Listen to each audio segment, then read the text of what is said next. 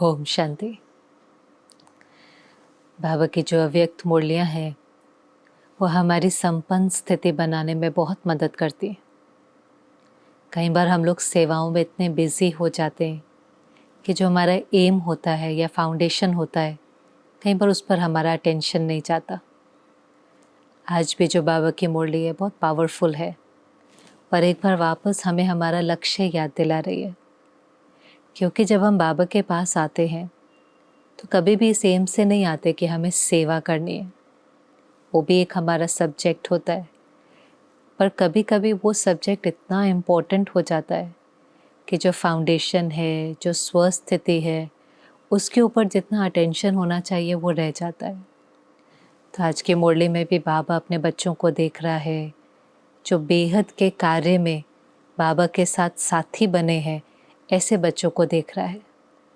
और बाबा कहते हैं बाबा का हर बच्चा बाबा के दिल तख्त नशीन है।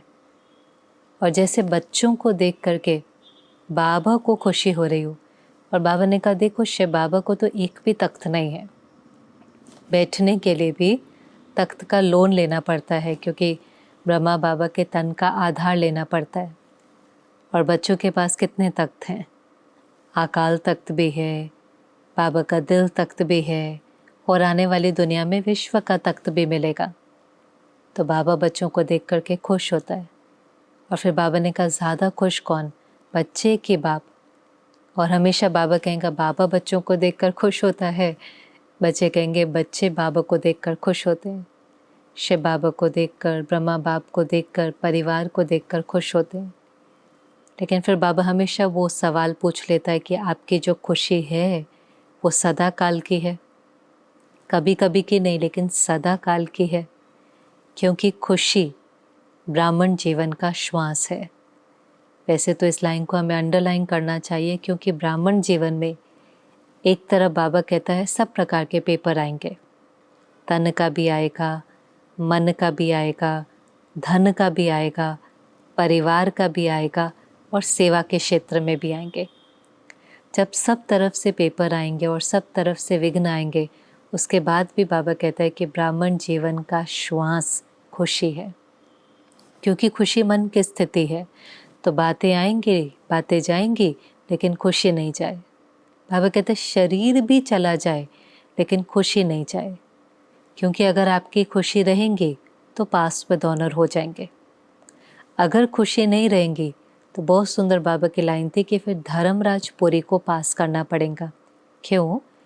खुशी रहेंगी, बनाकर श्रेष्ठ मन की स्थिति रहेंगी, तो पेपर आएंगे, हम बाबा की श्रीमत अनुसार श्रेष्ठ स्थिति में उनको पार कर लेंगे। लेकिन अगर खुशी गायब हो गई, बना दे अभिमान आया, किसी न किसी विकारों के वश हुए, कोई ना कोई विक्रम हो गया, फिर कोई ना कोई अगर विक्रम हो जाएगा तो धर्मराजपुरी को तो पास करना ही पड़ेगा। इसलिए बाबा ने कहा सदा खुश रहें, बातें आएंगी, बातें जाएंगी, शरीर भी छूटेगा, लेकिन अगर हम सदा खुश रहेंगे तो बाबा के साथ घर जा सकेंगे। तो ये जैसे पहले बाबा की बच्चों के साथ मुलाकात थी, प्यार दिया, थोड़ा सा इशारा दिया, लेकिन फिर जो आज की मुरली की मेन एसेंस की बात थी, जो मुख्य बात थी, बाबा ने कहा कि सेवा का विस्तार बहुत हो गया है। और आप भी देख रहे हैं कि जो लगातार मुरलियाँ चल रही हैं वो उस समय की है जब डायमंड जुबली हुई है। तो सबके अंदर उमंग उत्साह बहुत है, सबके अंदर खुशी बहुत है, सेवा की लहर बहुत है, हर एक चारों तरफ बहुत सेवा कर रहा है। और उसकी बाबा ने मुबारक भी दी। लेकिन बाबा ने कहा कि ये सेवा के प्रभाव में जिस चीज़ का प्रभाव कम होता जा रहा है वो है बेहद की वैराग्य वृत्ति। अब ये शब्द भी कभी कभी हम कम यूज़ करते हैं, लेकिन बेहद की वैराग्य वृत्ति ही आधार बना था सेवा का। क्योंकि शुरुआत में तो सेवा वाला सब्जेक्ट ही नहीं था।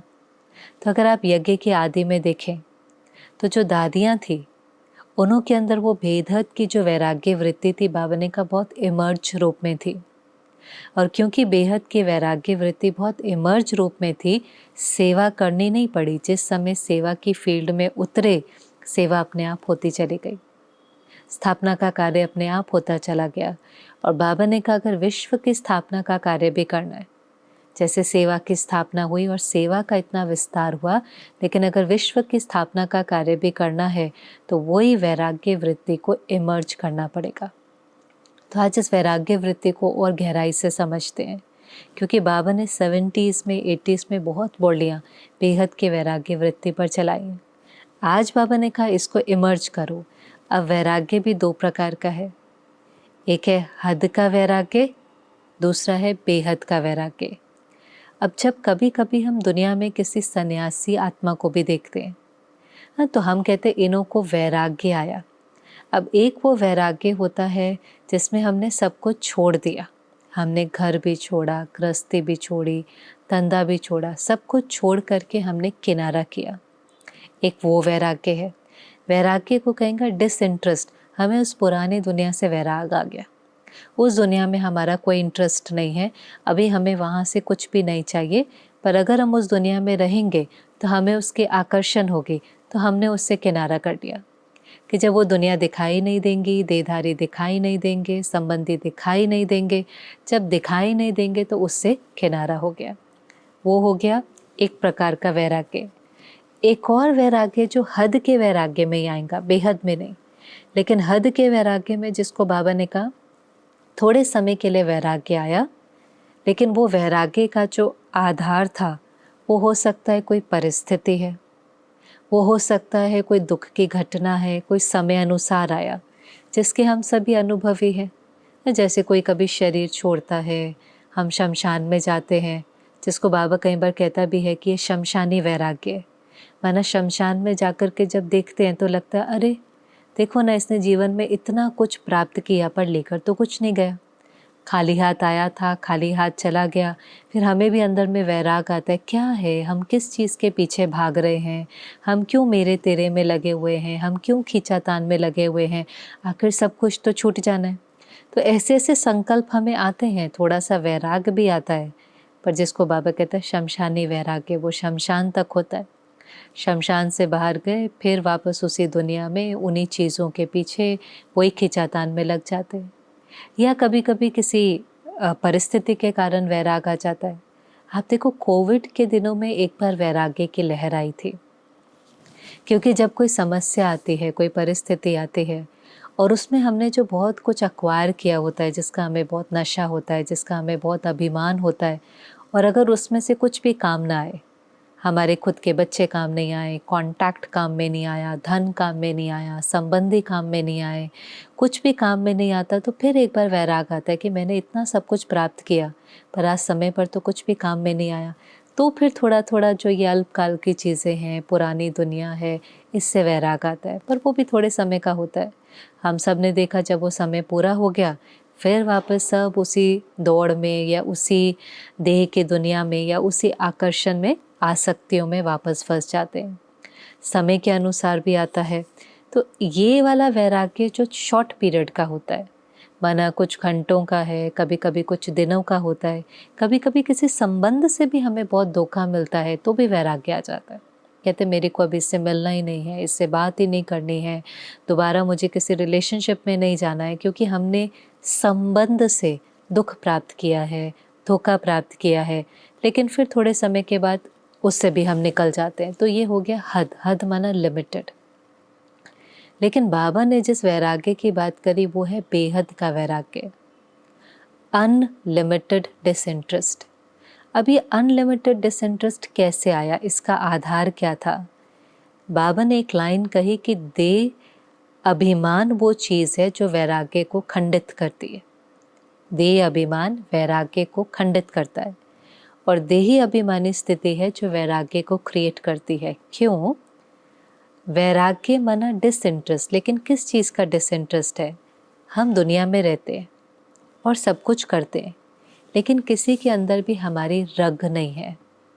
वैराग्य माना किसी से वैर नहीं है और किसी में रग नहीं है, क्योंकि जब देही अभिमानी स्थिति बनी, मुझे पता चला मैं कौन हूँ, मेरा कौन है, तो फिर उस संबंध से, बाबा से सर्व संबंध जोड़कर मुझ आत्मा को सर्व प्राप्तियाँ होने लगती हैं। हम सबका अनुभव है कि बेहद के वैराग्य के बाद क्या होता है? तपस्या। तो जैसे हम वो तपस्या करना शुरू करते हैं, आत्मा को बहुत प्रकार की प्राप्तियाँ होती हैं। और हर एक अपने जीवन में भी अगर देखेगा तो जैसे जैसे प्राप्तियाँ होने लगती हैं, बहुत सारी चीज़ों से हमारा इंटरेस्ट ख़त्म होने लगता है। पहले छोटे छोटे लेवल पर शुरू होता है। जैसे कोई कहता है अभी ना मेरा शॉपिंग में कोई इंटरेस्ट नहीं है। अब इसका ये मतलब नहीं है कि हम शॉपिंग नहीं करते, पर हम उन्हीं चीज़ों की शॉपिंग करते हैं जो हमारी आवश्यकता है। चाहे वो हमारे खाने से लेकर के कुछ होंगी, पहनने की कुछ होंगी, घर की कोई आवश्यक चीज़ें होंगी। पर पहले हम शॉपिंग कर रहे थे, जब कोई कहता है मुझे ना शॉपिंग में बहुत इंटरेस्ट है, तो हम आवश्यक चीज़ों की शायद शॉपिंग नहीं कर रहे थे, पर हम शॉपिंग करके खुशी ले रहे थे। कई लोग शॉपोहॉलिक बन जाते हैं। क्यों? जब भी वो कुछ खरीदते हैं तो वो ट्रिगर का काम करता है कि कुछ खरीदा तो बहुत अच्छा लगता है, थोड़े समय की खुशी मिलती है, टेम्पररी खुशी मिलती है। कई बार तो वो उस चीज़ की आवश्यकता ही नहीं होती, यूज़ भी नहीं करते। कई लोग तो कभी कभी बॉक्स भी नहीं खोलते, अनबॉक्स भी नहीं करते, पैकेज भी नहीं खोलते। बस उस समय वो खरीदा तो मन को होता अच्छा मैंने ये खरीद लिया, मुझे ये चीज़ चाहिए थी, ये चीज़ मैंने प्राप्त कर ली। तो वो जो कुछ पलों के संकल्प होते हैं वो भी खुशी देते हैं। तो फिर उस चीज़ के अंदर इंटरेस्ट पैदा हो जाता है कि मुझे शॉपिंग बहुत अच्छी लगती है। धीरे धीरे वो इंटरेस्ट एडिक्शन में भी बदल जाता है। लेकिन आप देखिए जैसे आत्मा भरपूर होने लगती है तो हमारा उसमें से इंटरेस्ट कम हो जाएगा। कहीं कहते हैं अच्छा अभी ना मेरा मेकअप में कोई इंटरेस्ट नहीं है, कईयों को अभी देहभान की दुनिया है।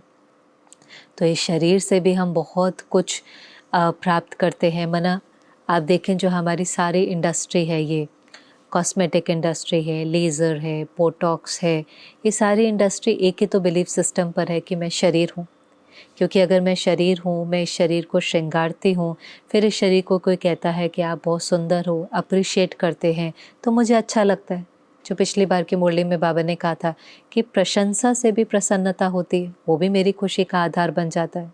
फिर हम फ़ोटो आदि खींचते हैं, आजकल कितने सारे सोशल मीडिया ऐप हैं, हम उसके ऊपर डालते हैं, तो कई बार हमें कोई लाइक करता है। अब हम कैसे हैं उसके लिए शायद हमें इतनी लाइकिंग नहीं मिल रही है, पर कैसे दिखते हैं उसके लिए तो अप्रिसिएशन मिल जाती है। पहले होता था हम कैसे हैं, वो व्यक्ति कैसा है, उस चीज़ के प्रति रिगार्ड होता था, उस चीज़ के प्रति सम्मान होता था। अभी कैसे हैं वो बनने में तो बहुत मेहनत है, पर कैसे दिखते हैं केवल ये बाहर का जो कॉस्ट्यूम, जो चोला, जो ड्रेस, जिसको बाबा कहते हैं संभाल तो इसकी करनी है, क्योंकि आत्मा भी इसके बिना तो कुछ कर नहीं सकती, इसकी संभाल तो करनी है। लेकिन इसके प्रति आकर्षण नहीं हो, इसमें आसक्ति नहीं हो, इसको अपनी सेल्फ रिस्पेक्ट का आधार नहीं बनाएं, इससे अपने को वैल्यू नहीं करें, इससे अप्रिसिएशन नहीं लें। लेकिन ये देह अभिमान है। तो देह अभिमान के बहुत बड़ी दुकान है, इसके बहुत प्रकार के रूप हैं जो बाबा ने कहा आप जानते ही हो। और हम इसमें फंस जाते हैं, हमारा इसमें इंटरेस्ट होता है क्योंकि हर जगह से हमें कुछ ना कुछ प्राप्ति होती है। तो ज़्यादातर जैसे देह है उससे हमें प्रशंसा मिलती है, शॉपिंग करी चीज़ें हैं उससे हमें खुशी मिलती है, संबंध देह के संबंध। अब देह के संबंधों में हम क्यों फंसते हैं? क्योंकि कहीं से प्यार मिलता है, कहीं से सम्मान मिलता है, लेकिन फंसे होते हैं तो कहीं से दुख भी मिलता है, कहीं से धोखा भी मिलता है। लेकिन फंसते तो इसीलिए है ना, इंटरेस्ट क्यों है हमें? एक एज होती है, हर एक को इंटरेस्ट होता है कि मुझे मेरा वो सोलमेट मिले, मुझे मेरा वो पार्टनर मिले जिसके साथ हम सुख दुख बांट सकें। तो क्योंकि आत्मा की जो खुराक है वो हम किसी व्यक्ति से लेना चाहते हैं। थोड़े समय के बाद हमें महसूस हो भी जाता है कि वो सदा तो दे नहीं सकता है, उसके पास खुद भी नहीं है।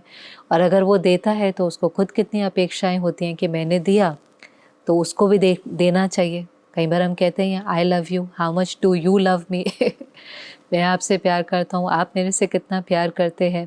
तो उलझते हैं।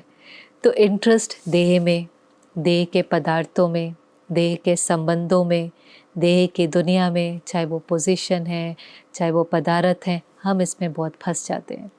अब बाबा कहता है कि भले आप इन सब में रहो, छोड़ने के लिए नहीं कहता, जंगल में जाने के लिए नहीं कहता, गृहस्थी को संभालने के लिए कहता है, लेकिन सब कुछ करते हुए कहता है कि आपकी किसी में भी रग नहीं हो।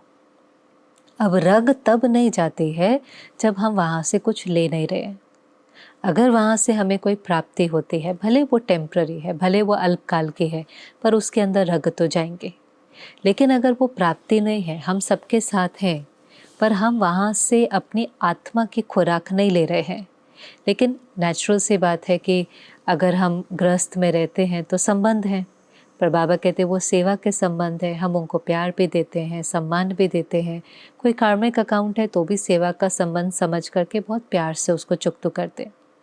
अब अगर देह की दुनिया में रहते हैं तो पदार्थ तो चाहिए, तो हम कपड़ा भी खरीदते हैं जितनी आवश्यकता है, हम भोजन भी करते हैं, लेकिन वो खाना हमारे लिए एंटरटेनमेंट नहीं है, वो खाना हमारे लिए शरीर के लिए न्यूट्रिशन है।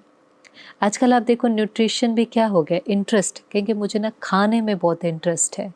तो फिर जिस चीज़ में इंटरेस्ट है माना उसको हमें ज़्यादा चाहिए, क्योंकि उससे हमें खुशी मिल रही है। ये बहुत सूक्ष्म है।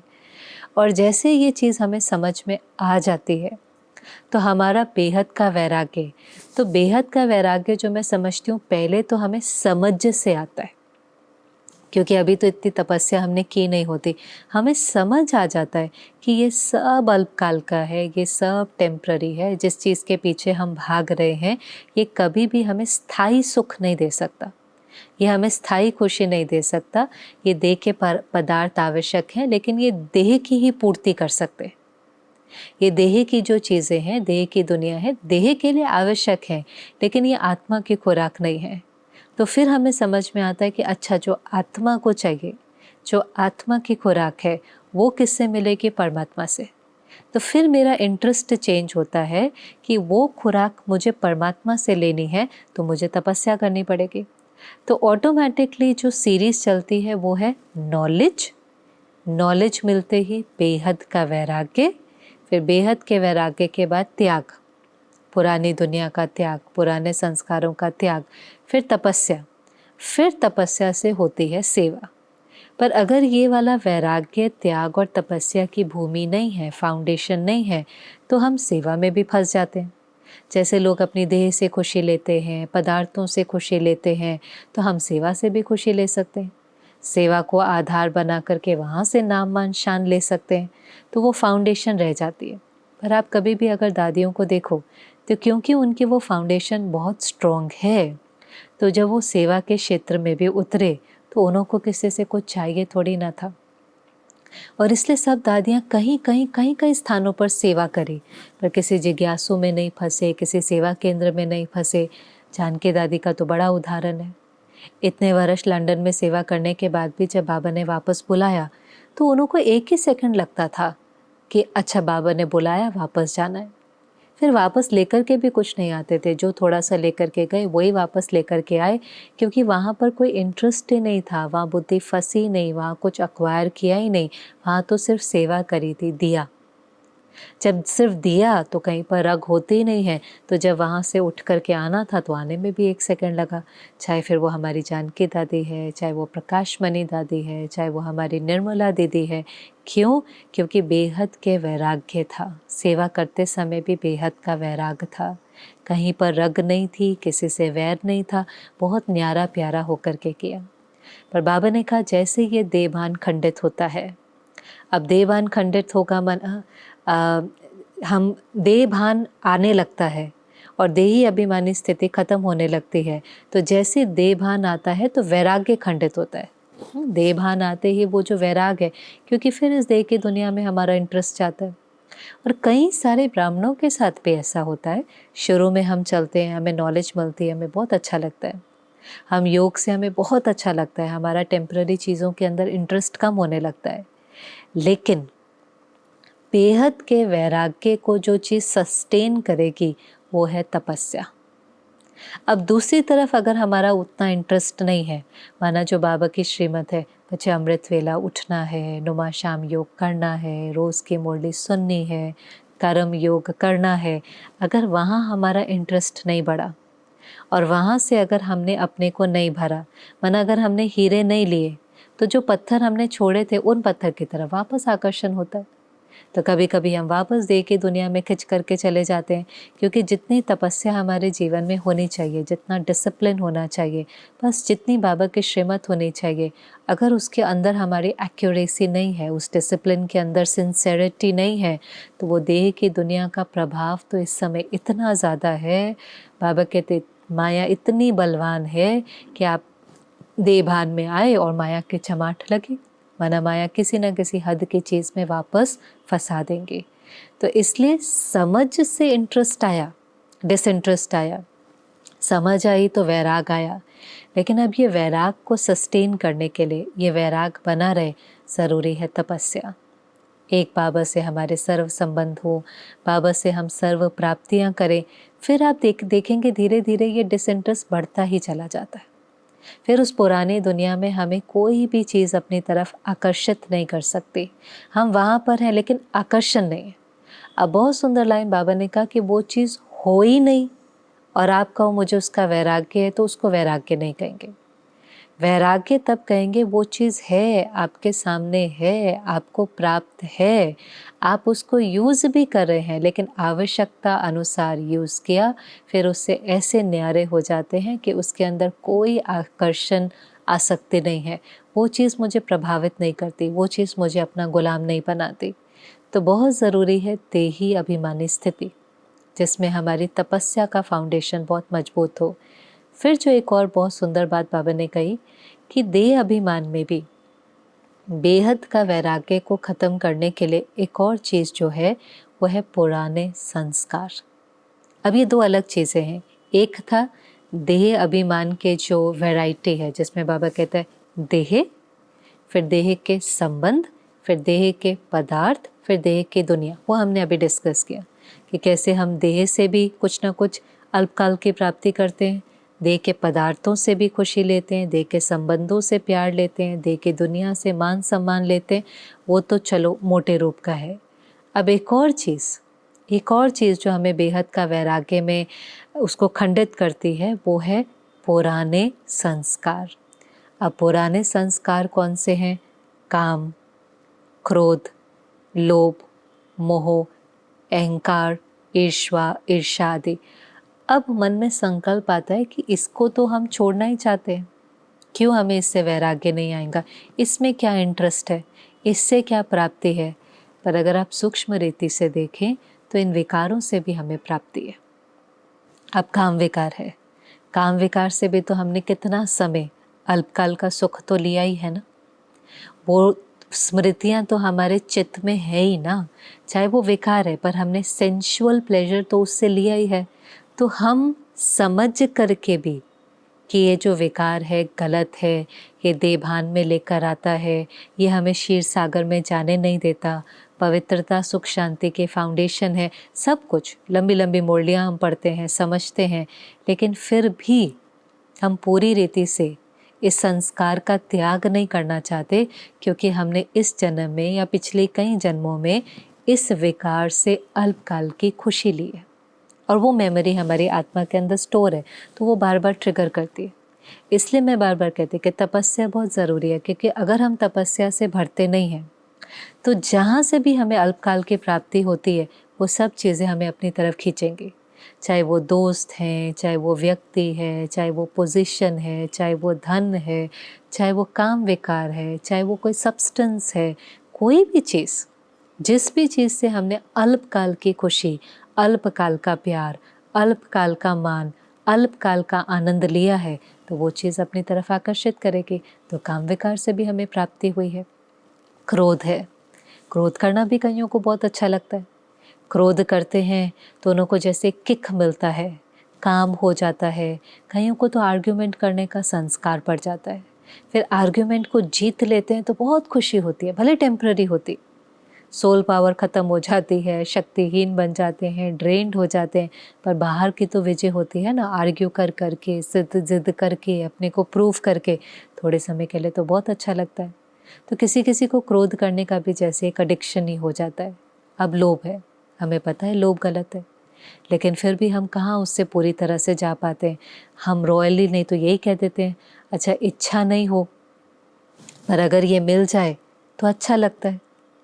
और कभी कभी तो इच्छाएं भी अच्छी लगती हैं, क्योंकि वो टेम्प्ररी इच्छा जब पूरी होगी, चाहे वो कोई भी प्रकार की इच्छा हो सकती है, नाम मान शान की इच्छा हो सकती है, कोई वस्तु की हो सकती है, पोजीशन की हो सकती है, वैसे उसमें हर्जा नहीं है, लेकिन हर्जा वहीं हो जाता है जब हम उससे अल्पकाल की खुशी लेते हैं, क्योंकि खुशी ब्राह्मण जीवन का श्वास है। हम श्रेष्ठ संकल्पों से खुशी न क्रिएट करके अपनी इच्छाओं से पूरा करना चाहते हैं, इसलिए फिर इच्छाएं अनलिमिटेड हो जाती हैं। नहीं तो हमारी जितनी इच्छाएं हैं ठीक है वो पूरी हो जाती, जो शरीर की ज़रूरतें थे। एक्चुअली उसको इच्छा नहीं कहना चाहिए, आवश्यकता। जो गांधी जी भी कहते थे, there is enough for everyone's need पर नॉट फॉर एवरीवन्स ग्रीड। अब ग्रीड अनलिमिटेड, ग्रीड से पैदा होने वाली जो इच्छाएं हैं वो अनलिमिटेड हो जाती है। क्यों? क्योंकि आपको वो वस्तु चाहिए ही नहीं, आपको वो पोजीशन चाहिए ही नहीं, आपको तो बस उससे मिलने वाला मान चाहिए, उससे मिलने वाला सम्मान, खुशी चाहिए। तो ये जो सारे पुराने संस्कार हैं, अटैचमेंट, आप दुनिया में किसी को पूछो तो कहेंगे नहीं अटैचमेंट तो होनी चाहिए, क्योंकि अटैचमेंट में भी किसी से अटैचमेंट है तो उसके सुख में मेरा सुख है, लेकिन और दुख में दुख है, पर सुख में सुख भी तो है ना। मानो मैं किसी से इमोशनल लेवल पर अटैच्ड हूँ, तो आज अगर वो बहुत खुश है, वो बहुत प्रगति करता है, चाहे मेरा बच्चा ही है, वो बहुत प्रगति करता है, वो बहुत खुश है, तो मुझे भी खुशी होती है। पर हम ये भूल जाते हैं कि जब वो गिरता है, वो दुखी होता है, तो हम भी उसके साथ दुखी होते हैं। पर क्योंकि मैंने वो खुशी का भी तो अनुभव किया है रिलेशनशिप्स में, तो हम कहते हैं नहीं अटैचमेंट तो बहुत ज़रूरी है, इमोशनल अटैचमेंट तो होनी चाहिए। तो ये बहुत सूक्ष्म रीति से हमें फंसा देता है। और फिर हम समझ करके भी कि ये जो विकार है ये हमारे दुख का कारण है, रावण ही हमारे दुख का कारण है, कहने में तो इसी है कि विकार ही हमें गिराता है, विकार ही दुख देता है। भगवान को भी कहेंगे इन विषय विकारों से हमें मुक्त करो, पर क्या हम सच में इनसे मुक्त होना चाहते हैं? तो बाबा ने कहा पुराने संस्कारों के अंदर भी इंटरेस्ट है, अभी तक पूरी रीति से उससे भी वैराग आया नहीं है। और क्योंकि पूरी रीति से नहीं आता है तो हम अंश रख लेते हैं। अंश क्या होता है? कभी कभी थोड़ा बहुत क्रोध, थोड़ा बहुत अटैचमेंट, थोड़ी बहुत इच्छाएं, मोटी इच्छाएं छोड़ दी। अच्छा कहेंगे ठीक है मोटा मुझे कुछ नहीं चाहिए, कहीं भी बिठा दो, कुछ भी खिला दो, कुछ भी पहना दो। पर जो बाबा सूक्ष्म इच्छाओं की बात करता है कि कोई थोड़ा सा पूछ ले, रिगार्ड दे दे, थोड़ा अप्रिशिएट कर ले, थोड़ा सा नाम हो जाए, तो वो मन सूक्ष्म इच्छाएं फिर रह जाती हैं, अंश छोड़ देते हैं, ख़त्म नहीं करते उसको। जैसे बाबा ने कहा क्रोध नहीं करना, माना नहीं करना, अगर हो गया तो कम से कम रिस्पॉन्सिबिलिटी उठाई कि ये गलत है, फिर अटेंशन दे करके अपने पर मेहनत करने की दोबारा नहीं होना। पर जो थोड़ा सा अंश रख लेते हैं ना कि कभी कभी करना पड़ता है, थोड़ा सा करना तो ज़रूरी है, कभी कभी महीने में एक बार तो जहाँ हम अपने को थोड़ा सा ढील देते हैं, बना अंश रखा, बाबा कहता है समय पर वो अंश वंश बन जाता है। क्यों वंश बन जाता है? संस्कार है। आप जितनी बार उस संस्कार को यूज़ करेंगे वो संस्कार और गहरा होगा। वैसे तो वो संस्कार बनना ही नहीं चाहिए। फॉर एग्ज़ाम्पल चलो पुराने संस्कार तो हैं ही। अब जैसे कोई चीज़ है, मानो शराब है, हम कहते बस एक बार कर ले।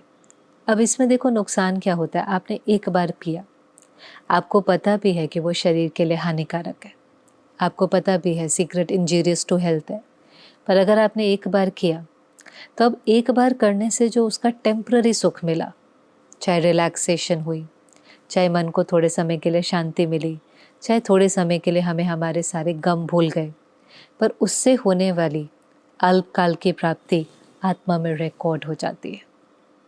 और जब आत्मा में वो रिकॉर्ड हो जाती है तो जब दोबारा दुख होता है तो आत्मा उस चीज़ की क्रेविंग करती है कि मुझे वो चाहिए। इसलिए इस प्रकार के संस्कार डालना भी हमारे लिए नुकसान कारक है। इसलिए बाबा कहते हैं कि बच्चे ये बहुत झूठी दुनिया है, माया का काम ही है झूठ को सच सिद्ध करना, कि जहाँ पर कोई सच्ची प्राप्ति नहीं है आत्मा को लगेगा वहाँ पर प्राप्ति है। फिर आत्मा उसमें फंसती जाती है, और फंस तो ऐसे जाती है जैसे दलदल में कोई फंसता है ना, निकल ही नहीं पाती है उसके अंदर से। ये तो बाबा रहम का सागर है जिसने चोटी पकड़कर हमें बाहर खींच लिया। पर अगर हम अटेंशन नहीं देंगे, अगर हम बाबा को बहुत सिंसेरिटी से याद नहीं करेंगे, सच्चाई से याद नहीं करेंगे, तो चकाचौंध की दुनिया वापस हमें अपनी तरफ आकर्षित कर लेगी। और नुकसान तो हमारा ही है, क्योंकि बाबा ने कहा अंत में ये सारे आधार तो आखिर टूटने ही है। तो इसलिए वो अंश अगर रखा तो वंश बनेगा, वो वंश फिर हमें समय पर धोखा दे देता है। तो जो बाबा ने बहुत सुंदर का नॉलेज है, नॉलेजफुल है, लेकिन उस समय नॉलेज पुल हो जाते हैं, माना संस्कार के वश हो जाते हैं, वो संस्कार हमें अपनी तरफ पुल कर लेता है। तो बुद्धि कहती रहती है मुझे पता है ये गलत है, मुझे पता है ये रॉन्ग है, मुझे पता है ये कमज़ोर स्थिति है, मुझे पता है ये मेरा आधार है, नॉलेज है। लेकिन फिर भी वो संस्कार इतना कड़ा होता है कि हम संस्कार वश हो जाते हैं, परवश हो जाते हैं, अधीन हो जाते हैं, उसको अधिकारी स्थिति नहीं कहेंगे। इसलिए बाबा ने कहा, बाबा ने जो समय दिया है, इस समय में तपस्या करके अपने को कर्मातीत अवस्था तक पहुंचा लो। इस समय को बर्बाद नहीं करो ये सोच करके कि बाबा जब समय आएगा तो कर लेंगे। बाबा ने कहा समय पर बाबा भी कहता है हो जाएगा, क्योंकि नेचुरल सी बात है, जब समय में इतना दुख होगा तो वैराग तो आएगा। लेकिन हमारा वैराग दुख से नहीं होना चाहिए, हमारा वैराग समझ से होना चाहिए। दोनों में बहुत अंतर है, क्योंकि जो वैराग आपको दुख से आएगा उसके बाद आप तपस्या थोड़ी ना कर पाएंगे, कोई समय भी नहीं होगा। समय भी तो चाहिए ना कि हम तपस्या करके ऐसी स्थिति बना ले कि फिर वो चीज़ हमें नेचुरली अपनी तरफ अट्रैक्ट नहीं करे। थोड़ा समय तो हमें मेहनत भी तो करनी पड़ती है ना, भरेंगे तो वो नेचुरली अट्रैक्ट नहीं होगी। सर्व प्राप्तियों से भरने के लिए भी तो समय लगता है ना। एक एक ज्ञान के पॉइंट को समझो, फिर उसको यूज़ करो, फिर उसका स्वरूप बनो, फिर एक एक गुण को समझो, फिर उसको यूज़ करो, फिर उसका स्वरूप बनो। तो सर्वगुण संपन्न 16 कला संपूर्ण बनने में तो टाइम लगता है। अब टाइम पर अगर हमें वैराग आएगा तो फिर कहाँ टाइम बचेगा कि हम वो तपस्या और पुरुषार्थ कर सके। जैसे बच्चा साल भर नहीं पढ़ा, अब एग्ज़ाम से पहले उसको एकदम उमंग आ जाए कि नहीं नहीं मुझे तो पढ़ना ही है, लेकिन समय नहीं होगा ना उस समय पर। पढ़ने के लिए भी तो समय चाहिए उसको। उस समय एनलाइटनमेंट तो हो गई कि नहीं मुझे पढ़ना है, पढ़ना ज़रूरी है, लेकिन पढ़ने का समय तो ख़त्म हो गया। तो बाबा ने कहा इसमें बहुत अलबेलापन है, समय पर हो जाएगा, समय पर कर लेंगे। बाबा ने कहा समय आपकी रचना है, आप रचयिता हो। अब रचना रचता के अकॉर्डिंग चलती है कि रचता रचना के अकॉर्डिंग चलता है। और मुझे ये भी महसूस होता है कि समय के साथ हमारी बहुत सुंदर रिलेशनशिप है। कई चीज़ें बाबा कहता है कि बच्चे अंत समय में आपको दाल रोटी मिलेगी। अंत समय में जो योगी बच्चे हैं उनको साक्षात्कार होगा। अंत के समय में अगर आपकी बुद्धि बाबा से जुड़ी होगी तो आपको टचिंग होगी और आप सेफ स्थान पर पहुंच जाएंगे। अब ये अंत के समय ये सारी चीज़ें किसको होंगी? जिन्होंने समय को सफल किया होगा, स्वस्थिति बनाई होंगी, बाबा के श्रीमत पर चले होंगे, समय को सफल किया होगा, तो अंत समय में ये सब होगा ना। नहीं तो अंत समय में साक्षात्कार नहीं होंगे। अंत समय में जो हाहाकार होगी उसका प्रभाव पड़ेगा। फिर नहीं हम वाह वाह कर पाएंगे, हम तो हाय हाय करेंगे, क्योंकि हाहाकार का इन्फ्लुएंस हमारे ऊपर पड़ेगा। इसलिए बाबा ने कहा समय से पहले अपने को तैयार करो। ये जो संगम युग का छोटा सा युग है, ये जो समय बाबा ने दिया है, इस समय में जो बाबा हमें ट्रेनिंग दे रहा है, पालना कर रहा है, अव्यक्त मुरलियाँ पालना है। हम सेवा में फंस जाते हैं, फिर बाबा हमें खींचता है, करनी भी है। जैसे पिछली मुरली में कह रहा था, छोड़ कर के बाबा तपस्या में बैठा दे 1 मास के लिए तो भी कर्मातीत नहीं बन सकते।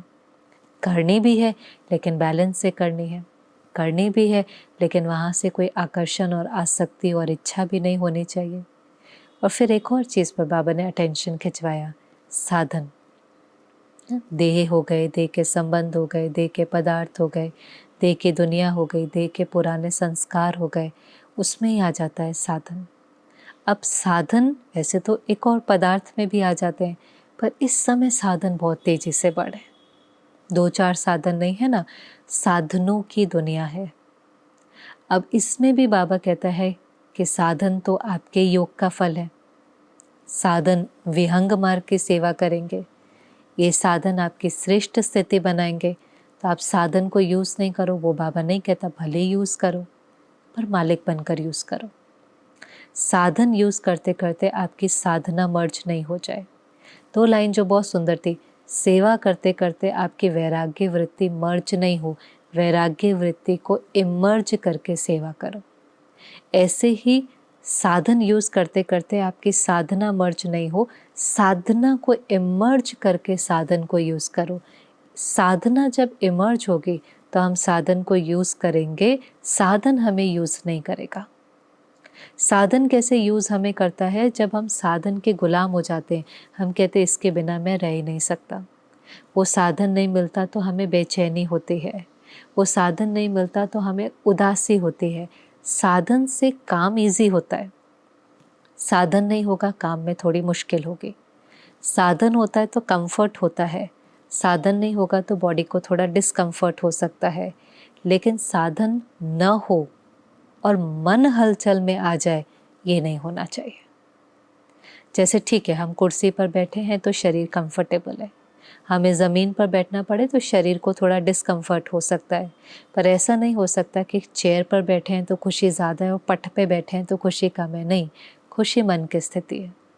पट पर बैठ कर के भी अगर कोई खुश रह सकता है, क्योंकि वो संकल्प करे कि चलो कम से कम पट तो मिली, जो बाबा कहता है टेंट तो मिला, बाबा को देखने को तो मिला, ब्रह्मा भोजन तो मिला, भगवान के साथ रूह रिहान करने का मौका तो मिला। तो जो मिला उसकी स्मृति, और वो कंप्लेनिंग और ब्लेमिंग मोड नहीं बना। जो मन कहता है ना, हाय मैं नीचे बैठा हूँ, मुझे टेंट मिला, मुझे पीछे की कुर्सी मिली, वो व्यर्थ हमारी खुशी को गायब करता है। और साधन के प्रति भी रग नहीं होने चाहिए, आकर्षण नहीं होने चाहिए। जैसे आप देखें आज साधन यूज़ करते हैं, तो साधन से आइडेंटिफाई करेंगे या वैल्यू करेंगे। समझो एक फ़ोन ही है, अब अगर मुझे साधन में मेरा इंटरेस्ट है तो अच्छा अब अगला कौन सा है, फिर अगला कौन सा है, फिर अगला कौन सा है ना। अब वो तो उनका काम है, तो कुछ ना कुछ नेक्स्ट मॉडल या जो अपग्रेड होता रहता है, मुझे उसकी आवश्यकता है, हम उसको यूज़ करें। लेकिन मुझे आवश्यकता नहीं है, बस इंटरेस्ट है, इंटरेस्ट है, आकर्षण है, बस मुझे अब अगला वाला चाहिए, अब मुझे अगला वाला चाहिए अब। तो ये भी तो एक प्रकार से जैसे हमारी रगें जुड़ी हुई हैं उसके अंदर। नहीं तो साधन यूज़ किया, जिस समय मुझे नए की आवश्यकता है, 2 साल बाद, 4 साल बाद, चलो फ़ोन ही है, तब हमने देखा नया कौन सा है, हमारी ज़रूरत क्या है, उसके अंदर फीचर्स कौन से, हमने अच्छे से अच्छा, बढ़िया से बढ़िया ले लिया। अब मेरे पास है, मुझे किसी चीज़ की आवश्यकता भी नहीं है, बस इंटरेस्ट है। बाबा कहते हैं अभी हमारा कोई पैशन नहीं, कोई इंटरेस्ट नहीं, कोई हॉबी नहीं। हमारा इंटरेस्ट और हॉबी होनी चाहिए तपस्या, और तपस्या के बल से सेवा। सिर्फ सेवा भी नहीं, क्योंकि सेवा भी बाबा ने करानी है, लेकिन तपस्या के बल से सेवा। फिर बाबा ने कहा जब आपके अंदर वैराग्य वृत्ति होगी तो आप जिनकी सेवा करेंगे उनके अंदर भी वैराग्य उत्पन्न होगा। नहीं तो हम सेवा करते हैं, वो वाह वाह करते हैं, पर उसी पुरानी दुनिया में फंसे रहते हैं। क्यों नहीं उनको उस पुरानी दुनिया से डिसइंटरेस्ट आता? समझ से, दुख से नहीं, लेकिन समझ से क्यों नहीं आता? क्यों नहीं उनको दिल होते कि हम भी तपस्या करके भगवान से सर्व संबंध जोड़कर उन प्राप्तियों को अपने अंदर भरें? क्यों नहीं वो भी उससे थोड़ा सा डिटैच होना चाहते? क्योंकि शायद अगर हमारे अंदर वैराग्य वृत्ति नहीं है, और सेवा की कला बहुत है, स्किल बहुत है, भाषण बहुत अच्छा कर लेते हैं, तो वो अप्रिशिएट करेंगे, लेकिन ज़रूरी नहीं है उनके अंदर भी वैराग की भावना पैदा होंगी। ये आदि की सेवा बहुत थी, क्योंकि दादियों के अंदर वैराग्य वृत्ति थी, कुछ नहीं चाहिए, तो भी धीरे धीरे स्थान भी बन गए, साधन भी आ गए, संपत्ति भी आ गई, सहयोगी भी आ गए, सब कुछ आ गया, पर किसी के अंदर भी रग नहीं गई, न स्थान में, न संपत्ति में, न सहयोगी में रग नहीं गई। अब भी आ जाता है, लेकिन क्योंकि कभी कभी हमारा उतना वैराग नहीं होता, तो जो आता है उसमें हमारी बुद्धि फंस जाती है, और जब बुद्धि उसमें फंस जाती है तो वो हमें बाबा से और दूर कर देती है, क्योंकि हम यहीं से ही अपने को भरने की कोशिश करते हैं। इसलिए तो बाबा कहता है कि साहूकार के लिए बहुत मुश्किल है, क्योंकि उसको तो यही स्वर्ग लगता है, वो इन्हीं साधनों से, इसी दुनिया से ही अपने को भरता है। तो बाबा कहता है तुमको यही स्वर्ग मुबारक। पर हमें तो यहाँ अतीन्द्रिय सुख का अनुभव करना है, और फिर सुखों की दुनिया सतयुग में जाना है। तो साधन भी भले यूज़ करें, लेकिन साधनों से भी थोड़ा सा न्यारा प्यारा। जैसे बाबा ने कहा, दुनिया में कहते हो ना, कमल पुष्प के समान, कमल कीचड़ में खिलता है, लेकिन कीचड़ का प्रभाव उसके ऊपर नहीं पड़ता। ऐसे हमें भी कुछ नहीं छोड़ना, ना संसार छोड़ना है, ना परिवार छोड़ना है, ना धंधा छोड़ना है, कुछ नहीं छोड़ना। लेकिन किसी भी चीज़ के ऊपर मेरी खुशी डिपेंडेंट नहीं है, मेरी मन की स्थिति डिपेंडेंट नहीं है। वो सब कुछ करना है, लेकिन उसका पर्पस बहुत अलग है। तो साधन के ऊपर भी बाबा ने बहुत अटेंशन दिलवाया और फिर लास्ट में बाबा ने कहा अच्छा अभी आप लोग मीटिंग करो। जैसे आप लोग सेवा के प्लान बनाते हो, अभी प्लान बनाओ कि कैसे हम उस वैराग्य वृत्ति को अपने अंदर इमर्ज करें। जो आदि में किया था वो अभी अंत में वापस करो, उस वृत्ति को इमर्ज करो। ये एक वृत्ति है, ये एक एटीट्यूड है कि सब कुछ यूज़ करते मेरी कोई उसके अंदर रंग नहीं है। तो ये कैसे इमर्ज हो, वापस मीटिंग करो। फिर बाबा ने बहुत सुंदर बात कही जो मुझे बहुत अच्छी लगी कि लगातार मुरलियों में आ रहा है अशरीरी स्थिति का अभ्यास करो, लेकिन बाबा ने कहा अशरीरी स्थिति का फाउंडेशन है बेहद की वैराग्य वृत्ति। अगर बेहद का वैराग नहीं है तो अशरीरी स्थिति क्या है कि एक सेकंड में हम सब चीज़ से न्यारे हो जाते हैं, चाहे वो सेवा है, कर्म है, न्यारे हो गए ना, देह के भान को भूल गए। पर अगर देह की दुनिया में मेरा बहुत इंटरेस्ट है और मेरी बुद्धि उसमें फंसी हुई है तो हम कैसे अशरीरी हो सकते हैं। इसलिए ये दोनों शायद एक दूसरे को मदद करते हैं। जितना बेहद का वैराग है उतना अशरीरी स्थिति सहज, और जितना अशरीरी स्थिति का अभ्यास, जितना निराकारी स्थिति का अभ्यास, आने और जाने का अभ्यास, तो ये भी हमें मदद करेगा वैराग में। क्योंकि आने जाने का अभ्यास होगा तो यहाँ कहीं पर भी रगे जुड़ेंगी नहीं, क्योंकि पता है ये सब कुछ टेम्पररी है। तो दोनों एक दूसरे को कॉम्प्लीमेंट करेंगे। और फिर बाबा ने कहा बेहद की वैराग्य वृत्ति एक ऐसी धरनी है कि उसमें आप जो डालो उसके अंदर सफलता मिलनी ही है। इसलिए आप यज्ञ में भी देखें, जिनको कुछ नहीं चाहिए उनको सब कुछ मिलता है, और जिनको बहुत इच्छाएं होती हैं उनकी पूरी नहीं होती। जिनको बहुत कुछ मिलता है उनको पूछो तो कहेंगे नहीं हमें तो कुछ भी नहीं चाहिए था, बाबा मिला, सब कुछ मिल गया, कुछ चाहिए ही नहीं था। तो भी भर भर के, जैसे कुछ ये लॉ होता है ना, कुछ नहीं चाहिए तो सब कुछ मिलता है। तो इसलिए बेहद के वैराग्य वृत्ति भी ऐसी धरनी है कि उसमें जो डालेंगे सफलता मिलेंगी। तो बाबा ने कभी ये अभ्यास बढ़ाओ, ये अभ्यास बढ़ाओ। सेवा करनी है कि फिर न्यारा होना है, न्यारा हो गए। मन के ऊपर भी मालिक बन करके संकल्प करना है, किया, नहीं करना तो स्टॉप, स्टॉप भी नहीं, फुल स्टॉप। मना मालिक बन करके किया, न्यारा, संकल्प किया, न्यारा। पूरी पावर हमारे पास हो उसको कहेंगे विल पावर। विल पावर किसको कहेंगे? अपनी विल से चलना, मन को अपनी विल से चलाना, संस्कारों को अपनी विल से चलाना, अपनी मर्जी से चलाना। किया किया, नहीं तो न्यारे और फुल स्टॉप। और वो भी समय से पहले, नहीं तो बाबा ने कहा बहुत खुश करते हैं अमृत वेले मीठी मीठी बातें करके, बाबा हो जाएगा, हुआ ही पड़ा है, हम नहीं बनेंगे तो कौन बनेगा। तो वायदे बहुत करते हैं, लेकिन उन वायदों में दृढ़ता चाहिए। खुश तो बाबा को कर देते हैं, लेकिन बाबा ने कहा विल पावर उसको कहते हैं सोचा किया। सोचते बहुत अच्छा है, 10-10 संकल्प करते हैं, 10-10 वायदे करते हैं, उसमें से 5 पूरे होते हैं, कुछ रह जाते हैं। लेकिन विल पावर उसको कहेंगे सोचा किया, संकल्प किया और हो गया, बस। जैसे मम्मा के लिए कहते थे ना, मम्मा डायरी में नहीं लिखती थी, तो बाबा ने कहा मम्मा सीधा बुद्धि में लिखती है, सुना और किया, सोचा और किया, उसको कहेंगे विल पावर।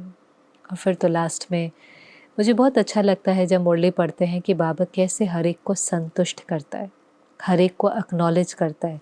चाहे कोई पीछे बैठा है, कोई केबिन में बैठा है, कोई नीचे बैठा है, बाबा ने कहा पीछे नहीं बैठा है, बाबा के दिल तख्त पर बैठा है।